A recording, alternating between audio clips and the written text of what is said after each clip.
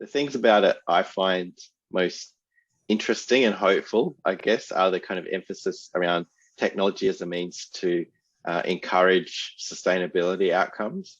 So particularly things like the circular economy, they're getting a lot of traction in Australia now, but across the globe. So that's something that when I think about 10 years ago, wasn't the case. It wasn't a serious focus.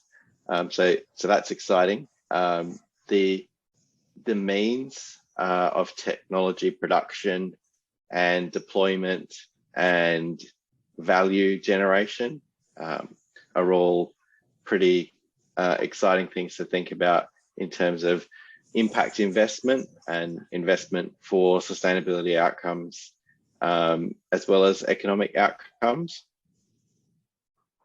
So those are kind of the most insightful and hopeful aspects of this vision that I can see.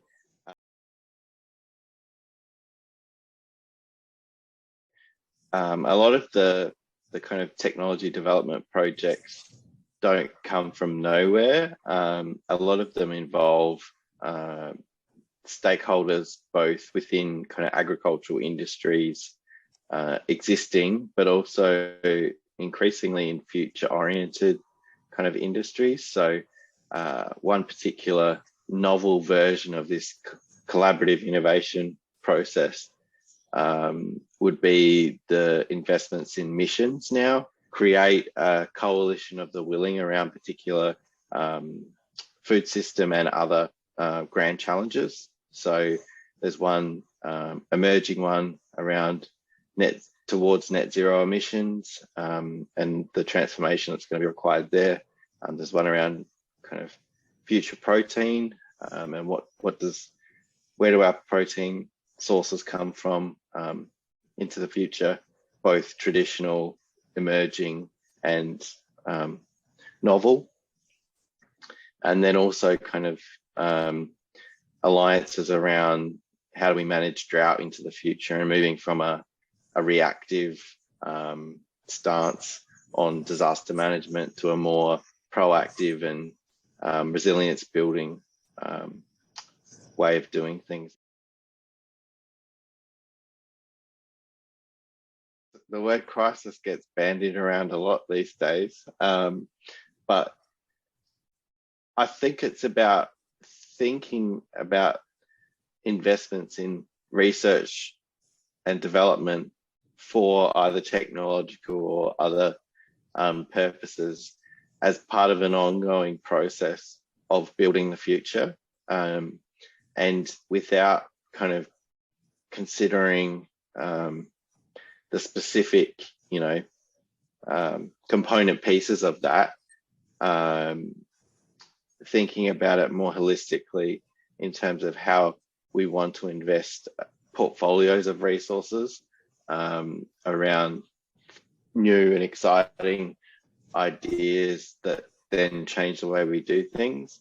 So an example there could be something like an energy transition that could quite easily be a separate portfolio and group of stakeholders to traditional agri-food stakeholders. But with the advent of kind of solar farms and land use change, actually brings a whole new lens on what could have been a separate issue. I could see how it was both relevant and would be a really important way of framing some of the challenges that we see in the emerging ag tech industry, particularly around, for example, how benefit is shared across a value chain, particularly when a lot of these technologies aggregate up, and so the value gets aggregated up. I like the idea. I think there's a bit more to it, and we need to kind of have a think about how we flesh it out. It's exciting, and how that ties to things like the circular economy and agroecology and this more systemic way of thinking, I think is something that really excites me.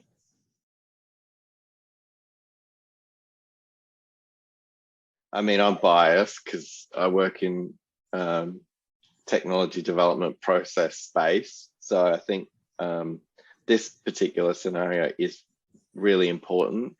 But also, we've seen in the last few years, and the example of us talking now is one where technology mediates more and more of our interactions, both for positive and negative outcomes. But it's here to stay. And so I really like that there was a scenario that had digital, food system, agriculture mashed together in a form that then makes you think about what the purpose of our systems are, and how they overlap